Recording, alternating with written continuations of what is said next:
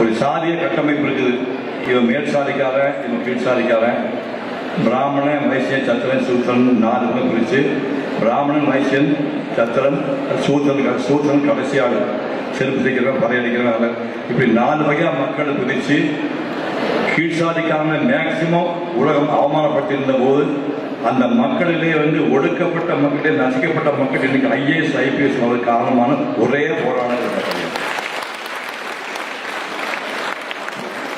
ஒடுக்கப்பட்ட நசிக்கப்பட்ட பட்டியல் என்னென்ன ஜாதி கீழ் சாதி சொல்றீங்க, அத்தனை சாதிக்காக இன்னைக்கு IAS IPS அவருக்கு போராடின ஒரே ஒரு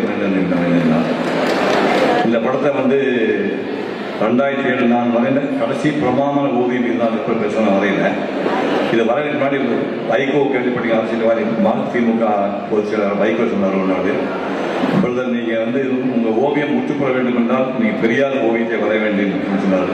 2007 நான் வரைந்த பெரியார் ஓவியம், அவங்க பெரியார் கடலில் இந்த படம் இருக்கிறது.